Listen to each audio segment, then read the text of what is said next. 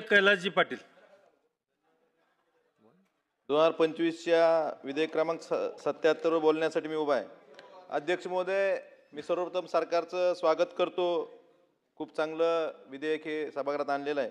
अध्यक्ष महोदय, मगाशी मंत्री महोदय म्हणले की कमर्शियल क्वांटिटी ज्यावेळेस असेल त्यावेळेस आपण त्याला मकोका लावणार. पण अध्यक्ष महोदय, मला सांगायचं की हे जे गुन्हेगार असतात हे त्यांची कमर्शियल क्वांटिटी पूर्णच होऊ देत नाहीत.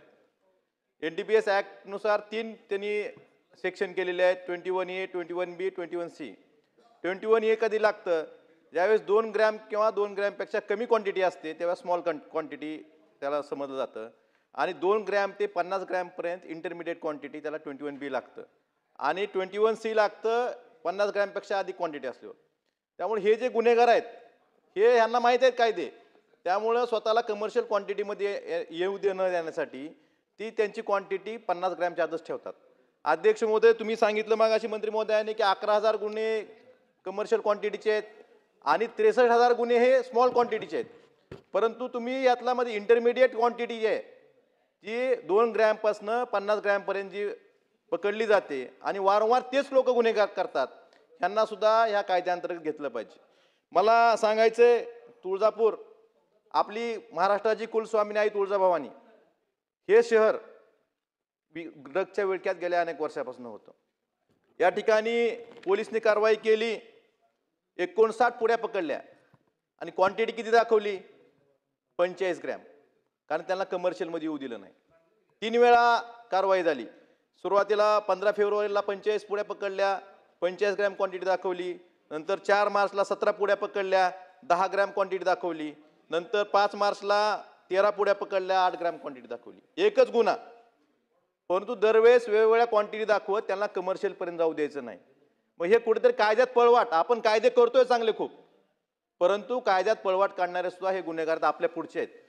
आपण कायदे करतोय, पोलिसांना हाताशी धरून असंच. मला सांगा, आजपर्यंत जे तपास झाले 1 पुडी 1 ग्रॅम तर असेल ना, मग 59 पुड्याचं वजन 45 ग्रॅम कसं होऊ शकतं? आजपर्यंत इन्व्हेस्टिगेशन आपण जे केलेलं आहे पोलिसांनी, आपल्याकडे जास्त माहिती असेल की एक सरासरी पुडी 1 पुडी 1 ग्रॅम तरी असायलाच पाहिजे. त्यामुळं माझी विनंती आहे की ह्याला स्मॉल क्वांटिटी न पकडता इंटरमिडिएट क्वांटिटी 2 ग्रॅमपासून 50 ग्रॅमपर्यंत जे क्वांटिटी वारंवार जे पकडले जातात त्यात गुन्हेगार, एकाच गुन्हेगारांना समजा 2दा 3दा. आता तुळजापूरच्या बाबतीत सांगतो, संगीता गोळे आणि वैभव गोळे यांच्यावर आधीही गुन्हे दाखल आहेत मुंबईमध्ये. हे मुंबईचे आहेत. ह्या म्हणजे तुळजापूर प्रकरणात मुंबई, सोलापूर आणि तुळजापूर हे 3 जिल्ह्याचं नेक्सस ओपन झालं. त्यांनी 4 महिन्यापूर्वी एका माणसाचं नाव सांगितलं, त्यांच्या चार्जशीटमध्ये सुद्धा आहे, त्यांच्या जबाबात आहे, अतुल अग्रवाल.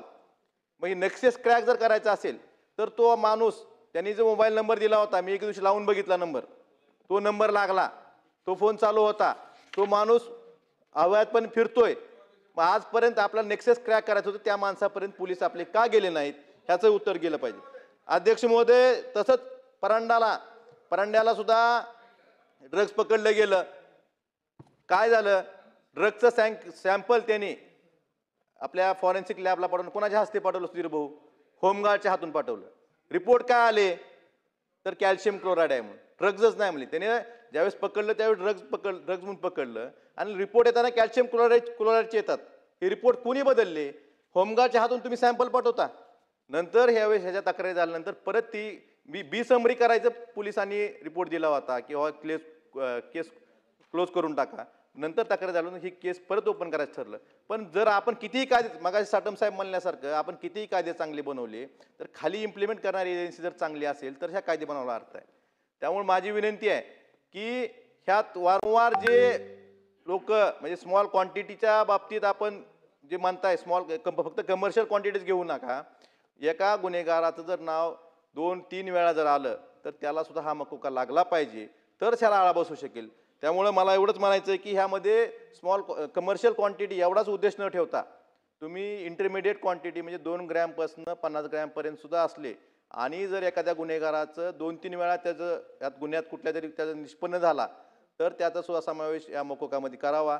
आणि दुसरं, अभिमन्यू पवार साहेबांनी सांगितल्याप्रमाणे आमच्या भागात अवैध दारू त्या दिवशी तिथंच त्याला सोडलं जातं पोलिटिशियनला. त्यामुळं अवैध दारूचा सुद्धा हातभट्टी असेल किंवा अवैध दारू ते ठराविक गुन्हेगार आहेत, तेच लोक गुन्हेगार करतात, त्यांना त्याच दिवशी सोडलं जातं. त्यामुळे यांचा सुद्धा अवैध दारूचा, अवैध गुटखा याचा सुद्धा समावेश यामध्ये करावा एवढीच विनंती करायची मला. धन्यवाद.